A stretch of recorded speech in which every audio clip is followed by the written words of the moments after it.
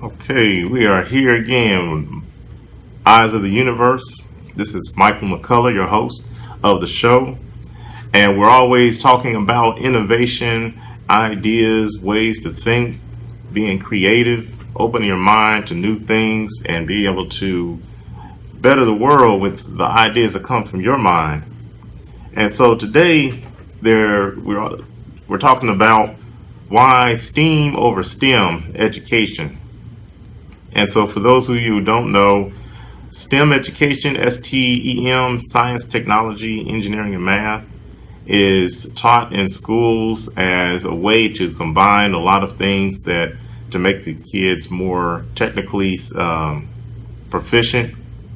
And they recognize a problem in the U.S. where students are not as well, students in the U.S. are not going into engineering fields as they normally have in the past. And so they're have statistics of that we're losing engineers for the different age groups, and so that's where STEM is typically described as: science, technology, engineering, and math. But there's also another terminology, STEAM: science, technology, engineering, arts, and math, and they've added the arts in there. And so I was discussing here why STEAM over STEM, simply STEM education, and that when we do our programs, we involve the STEAM aspect of it, because arts plays a big part in a student's education, anyone's education as far as technology is concerned. You need the creativity to bring it all together. It's not really ideal in my personal opinion that you just produce a person who can just do logical thinking, but you have to do both logical and creative thinking, both the left side and the right side of the brain, using both of them together. And that's where the real innovation comes from. So if you're going to create new innovators, you have to involve all the parts of the brain. And so we wanted to just hear from the audience out there. So anyone who's on the station, you calling in at 1-888-395-7257. If you see me on Periscope, just type in your thoughts, your ideas, opinions, and we can share. But I'll continue on with STEAM over STEM. When we're doing our review for setting up a number of programs, we have identified that a number of teachers are having problems implementing STEAM. They don't really know how to do it. They might have had a biology background, a math background, specific science, or somewhere in education, and then they're being asked to start a STEAM program. And so very few of them you find doing well. They might have already had an idea of what they wanted to do, but that's on an individual basis, just purely individual. That particular teacher was inspired. They just have some cool projects that they give to the students, and they've excelled in that area. But it's almost only a individual case-by-case effort, nothing that we've seen that has expanded and have become successful. A lot of people are frustrated and not sure how to implement it. And on top of that, they're removing a lot of the arts programs, including, and I say the arts because it's art as in the drawing, painting type of crafts type of art, as well as music. And specific schools may have it, so such as magnet schools. My kids go to magnet school, they have that in their curriculum. But on the normal level, a lot of schools are being asked to depart from those programs, and not funded to continue those programs, but strictly in English, math, art, math, science, and just the basics. And then on top of that, the students, the school, the teachers, the students are being forced really to comply with testing, and testing for the sake of numbers. We need to show analytically that our students are improving, and so we do that by test. And so when we're thinking on these terms, when we're asking the question why STEAM over STEM, it's a bigger question for not just individuals as the students or the parents or the teachers. This is a question also for administrations that are in charge of education curriculums, that they have to reconsider what they're doing. They have to reconsider the effect of what has been implemented. The system is broken. The system is not working. We're producing students who are conditioned to memorizing and regurgitating facts, and that is not a thinker. That's not somebody that can think. That's someone who can quote something that they've heard before. And that doesn't mean that if they've done that per the educational system, oh, they're a great student. Wow, what a brilliant person. He just recited all of Shakespeare, or they just did this equation or something and quoted some great figure. Well, these are quotes, and that's not to say that the student is not a good performer, but they're going off of what they've been taught, and that is by memory. That is by just regurgitating what they've heard before, not original thoughts, not original thinking. And even the mathematics, they've changed math around to force students to think more about the answers and solutions. But even in that area, I think there's still a need for improvement, especially in how to apply it in real life, how to see this useful in a daily life, especially for those who have an actual genuine interest in these things, but because of the test, they're forced to be tested, they're forced to do this various things without seeing application. They lose interest very early in age, and they're on to other things, because also life has changed also. We have technologies now where the students go home, they don't have to wait to use something. They get on their phone and they have the game. Or they play the game, or they're interfacing with their friends. And so a physical interaction is needed, something that they can get their hands on, something that they can make and create. That's why certain programs, computers, as I mentioned in my other shows, when I was a kid, computers were really for nerds. As from a kid's perspective, they had Atari, and then they had the computers. And Atari was fun, computers were boring. From what I saw, because computers can only do so much. But now, looking at fast forward to 2016, where we are today, there Twitter, Facebook, and even more beyond that, the kids have more access to things. They have ability to create, interface with people, interact with people, and these are this closer towards the arts aspect of it. But then they come home, or they go to school rather, and they're forced to slow down. And so it's no wonder that there's a lack of interest in the technical fields, because for them it's a slowdown. They have to slow down in order to achieve, where they go home and do what they want, and they speed back up. Their interest is sparked. And so you have to re-engage them. So we got about a minute before our commercial break. We're going to come back. We're going to talk more in depth about what STEAM is, what I see it is, and I have a couple examples I brought in, so if you're on Periscope, you can check it out, what I'm doing. But stay tuned. We're going to be right back. Okay, we are back again with Eyes of the Universe, your host, Michael McCullough, and we were talking about why STEAM over STEM. And we began by talking about what STEM is, STEM education, and then what STEAM is, where you're talking about adding the arts to it. And the arts, as I mentioned, it ties everything together, brings in the creativity, where the students can use both sides of the brain. So it's not just creativity when you're using art, you're using also the logical side. And that's what some of the technical people have difficulty getting. I talked to one of my peers who had difficulty understanding where the arts fit in. And I said, hey, look, we were building a program for students, and we had to build a model, and we're going to ask the students to build a model. And I said, look, just right here, making a prototype is part of the arts. We're applying our engineering knowledge to it, because both of us are engineers and educated, college and everything, but we're applying art to this, hands-on, creating things. And so for those who are listening or looking, I have some models of I'm using a 3D printer now, so I printed out a couple models that I'm about to start doing my own prototypes, but I just had a couple test prints that I made. But this stuff is usually found in the arts, different shapes, the way it's formed, but also applying the creativity the logical side of it, materials, and I was talking from an engineering perspective, understanding materials, melting points. So I had to understand what type of material I'm using, different plastics, PLA versus ABS. So I had to research the material properties of the different plastics to give me a certain strength, certain hardness. That's stuff I learned in engineering school, the thinking I learned in engineering school. But now 3D printers are out. When the students are using these things, they can make a piece of art, but then they have to understand the science and math behind making something. So now you're combining things. That's where the arts comes in. I want to make a cool robot, but I need to understand the material I'm making it out of.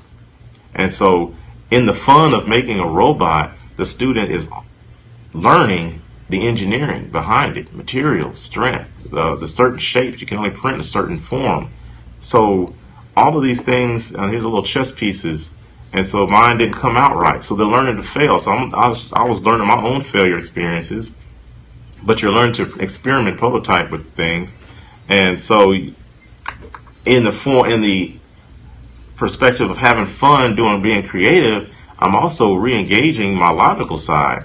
And that's where I see it as important in introducing the arts to the STEM programs, to make the STEAM per se, STEAM. But when we're looking at these things, the arts, as I said again, integrates a lot of the areas. It brings it all together, as opposed to just learning various facts and figures of math, and then you learn to go to science, and then hopefully you can make something out of this. Whereas they're not being creative at all. The students I see have very difficult time starting with a blank sheet of paper and coming up with a new idea. They have lots of math in their head, they have lots of science facts in their head, and they can quote it, and they can give their straight A's. We had just had students over the summer, we ran through our program, and like every year we see straight A's or A's and B's, highly celebrated, praised by the schools of being very smart, intelligent people. And so we give them a real world problem, blank sheet of paper, meaning there's no answer. I don't have an answer for you. I'm expecting you to say something, give something, use your ideas to take all that you know and apply it. And a lot of them are stuck.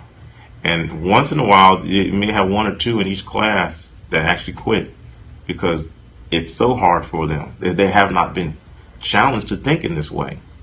They're used to, I know an answer, somebody taught me this method, I'm gonna apply it, repeat it, get my A, and move on, and they're celebrated as a genius. And I'm not gonna say they're not, but they can't show it because they can't create anything. So you have to bring in, one of those things is like I said in the arts, you have to challenge them and start with that blank sheet, that blank canvas. So write something, write a piece of music, or draw a picture, paint something. Blank sheet, start off. Or challenge them even more with, okay, we'll play a song, draw a picture that comes to mind from this song. You can't do that from calculus or algebra.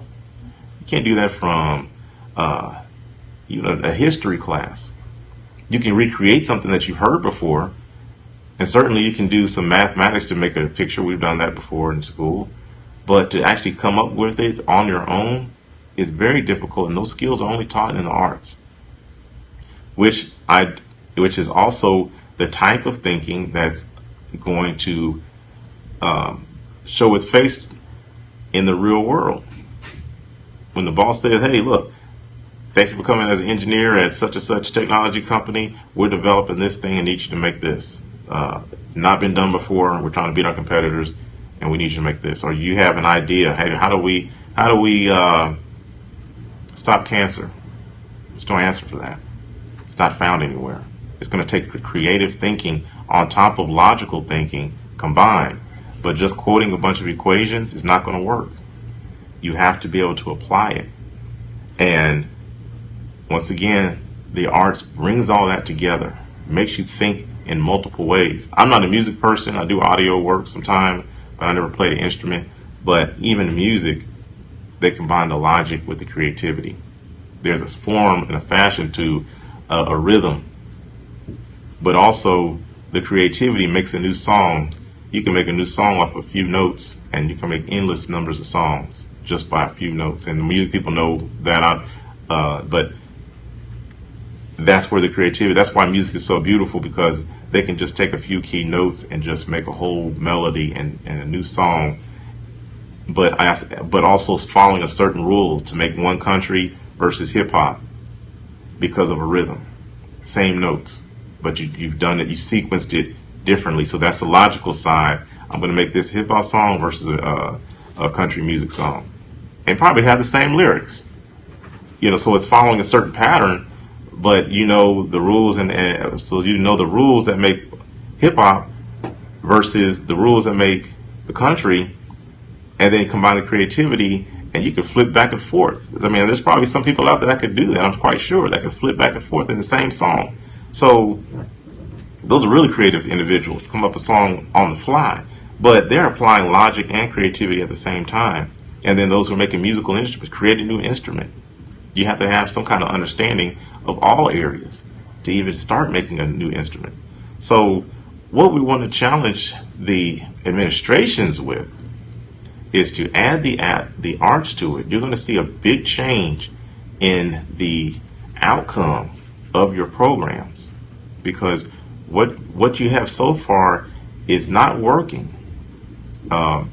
It's a significant step above just taking just normal classes, but you have to go one more step. There's a few more steps beyond that, but take this step and apply the arts to it. A few examples that I've done myself, for those who are looking there, when I'm thinking about ideas, this is an idea for a portable, kind of a supercomputer type of thing, but anyway, I'll just say portable computer, not really a laptop, but a more of a workstation for working out in the fields, where I do astronomy work for our Macho-Mingi project. We're going to need a really powerful computer with a lot of storage, more than what a laptop can provide, but we need to go in remote locations with it. And so I'm just making something. This is not necessarily a new invention, but there's some new innovations in there that's going to make it work. But I have a problem. I need to go in the field, and I need a powerful computer, more powerful than a laptop can provide me. And it needs to be somewhat rugged. And so that's my challenge. So I'm making something, and what did I do? I drew. I started with drawing. I didn't start with an equation. I could do it any way I want. I started with an equation. I could start referencing other people's ideas, which I did. I could leverage areas that are outside the field that I normally go into, which I did also, to make it work, to design it. Then I drew it. Now I like to draw, so that's my area. I am kind of a little talented in art, drawing as far as art, but that's just me. You can gain the skills of art. You don't have to be talented in art to draw. You can just gain just tracing over something. But you have to start somewhere to start that creative process up. Otherwise, you'll say, I'll just buy one. Okay, that's fine, but if you don't have enough money in your budget, you're going to have to create something. And so I want the students to be able to do this. I started with a blank sheet of paper. And not to say that, hey, look at me, I'm so great. No, I'm not. I go through my mistakes. I have to learn. I have to research. And when you involve a full spectrum program like STEAM, the students they get excited in our class. I mean, the class is actually very live. When we do our SIF seminars, SIF solution seminars for different classes, different age groups, K through 12, and even the universities, it's very engaging. We always give them a space problem, which comes from our Macho-Mingi project, and we engage the full mind, and the students produce fabulous ideas. And when we engage the students, some of them who may not have had a preference for technology really start to like what they're doing, and their minds open up to see that there's more than just memorizing a few facts, and hopefully you invent the next Xbox because you memorized a bunch of equations. They realize there's more that goes into it, and that they may not have all the answers, but they start now looking at teamwork. Okay, somebody draws a little bit better than they do. Somebody can maybe know how to work with a certain material like woodwork a little bit better than someone else, or they marketing and different other fields that come into play It's a full thing. If you want to create inventors, and have a society that has inventive thinkers, you have to engage the full brain. You have to engage the full mind and to capture the interest of the students, because at the time, in recognizing the times that we live in, the students have access to a lot more. So quoting facts and figures is good to know these things. Yeah, I'm not saying you have to, but back when I was a kid, you couldn't Google stuff. You had encyclopedias, you had dictionaries, you had the library, you had the research. You can just type the stuff in now. So spending all your time memorizing a bunch of stuff, as opposed to thinking, okay, you can't Google thinking. You can come up with a definition of it, but you can't let Google or any of these online things think for you. It's facts. So therefore, the educational system has to move beyond the tools that are available, because anybody can do it. So what are we creating? We're creating little mini Googles. We're creating little mini calculators. No, we need to create innovators. We need to create people who can think. We can take a problem. And I'm just talking, not just talking about the technical side. I'm talking the students that want to go into business, students that want to go into politics, the government work. They need to do more than regurgitate what's happened in history. They need to think and apply what's happening today. They need to look at different things from multiple perspectives, and be able to see things from multiple perspectives in order to resolve a problem that's complex, which is such as complex problems that we see today. Life is complex in general, but things seem to have gained in complexity for a number of reasons. Technology has increased. Situations in our society have escalated to the point that where we need to take a more drastic action, in the form of, we can't keep doing the same thing over and over and expect different results. We've done it before and it hasn't worked, and times have changed, so therefore it makes even less sense to do what we've done before. And so all of that comes from all that perspective comes from being able to see things. I can see it your way, and I can also see it the way I see it. I can see the things the way he sees, or somebody else from a different culture sees, because I've been conditioned to challenge myself in that way. And I'm saying the arts do that. That allows you to see that. It's great to see things from a mathematical, logical perspective. You need to do that. You have to be able to do that. But also, math can only go so far. It's a tool. It's a tool. So math would only take you so far before you have to switch lanes and go to something else, and then come back to the math, and you'll see it differently. So, for instance, the story of how the DNA strand was discovered. It wasn't discovered mathematically. It wasn't even observed. It was done by art. The guys took building blocks and put them together. They figured out the kind of shapes that it could possibly be in, and they formed the helix that the DNA forms in. And that's how they discovered how the DNA looks, using blocks. That's art. It was only later that they were able to confirm that its actual shape mathematically. But they weren't able to do it. They tried doing it mathematically because they couldn't see that far down into the the micro level. They couldn't see that far down into it. So they were trying to discern it. And I don't have the names of the people. I'll probably get that as the example that came to my mind. But there was a doctor that tried to do it mathematically. She could not do it.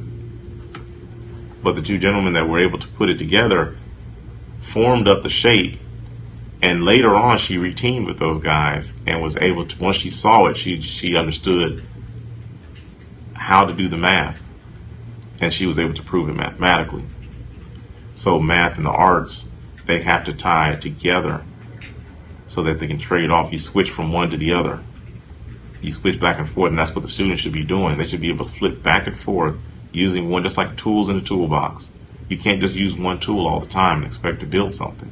You have to be able to use different ones. And so therefore you have to apply this to give the students more tools to use, mental tools, in order to think. Arts being one of them. If you take that away, you've taken a number of tools away from them. so that they're only left with just a few things in a world full of challenges that require more tools than what they're given in just the simple basics. Reading, math,